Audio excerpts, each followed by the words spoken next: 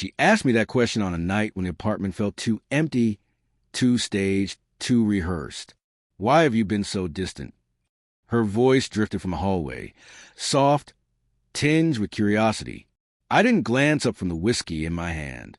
Just thinking, I said, "For when I'm gone," she chuckled. Not a guilty chuckle. More like I'd become a trivial joke she no longer cared to entertain. She walked away, heels clicking across the hardwood.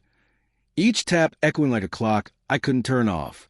I stared at the ice in my glass, watching it fracture and melt, as if mirroring the quiet cracks forming inside me. She believed I hadn't noticed. Believed that months of late nights out, locked phones, and sudden walls around her emotions could be shrugged off with a laugh. But silence has its lessons. It makes you notice everything. The next morning, a call from her father cut through the stillness like a knife. I wasn't near my phone, yet his voice shattered the air. "He sold it, Claire. Do you understand? The entire business." I didn't react. I simply listened to the sharp catch of her breath. "He can't do that," she murmured. The line went silent for a beat. Then her father's voice came back, low and angry. "Oh, he can? And you need to see who it's gone to." She froze, as though someone had pressed pause on her entire system. For the first time in months, she actually looked at me, not the version she tried to manipulate, not the one she assumed would always bend to her, but the one who had seen it all along before she thought she was hiding anything. Her expression shifted just enough to confirm what I already knew. It began with a brief message preview on her phone while she showered. A single name, a ghost from her past she claimed to have buried long ago. Funny how ghosts resurface when you stop pretending they don't exist. I didn't confront her immediately. No yelling, no accusations. I observed the missed calls, the sudden gym visits, the perfume she only wore when away from me, the way she smiled at her phone like someone else saw her in a way I never did.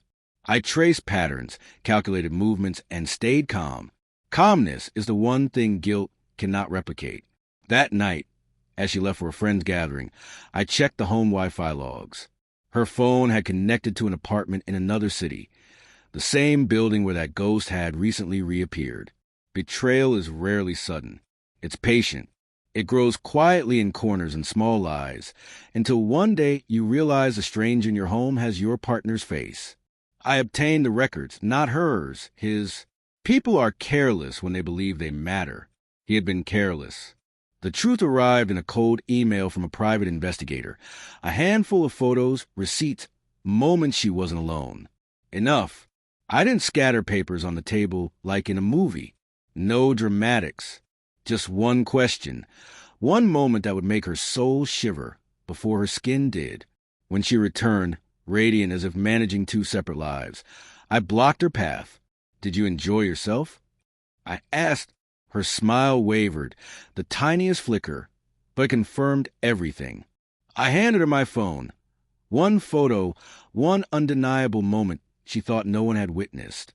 Her fingers trembled, not because she had been caught, but because she realized how long I had known. "How long?" she breathed. "Long enough," I said. No anger. That alone terrified her more than a scream ever could. When a man falls silent, it means he's moved from hurt to understanding what to do with the truth. Selling the business was a revenge. It was preparation. Her father needed stability. Her family depended on it. She had believed she could unravel it while still living under the same roof. So I dismantled it all. Sold everything to someone she despised. Someone tied to the past she had tried to hide. Her father's call had been only the opening. By the time she finally hung up, trembling, she whispered, "It's clear now." "You've learned," I said. "Fear dies once you've already felt the burn." I stepped past her into the night, air cleaner than anything I'd breathed in months. I didn't look back. People only glance behind them when they're leaving something they still desire. I wasn't.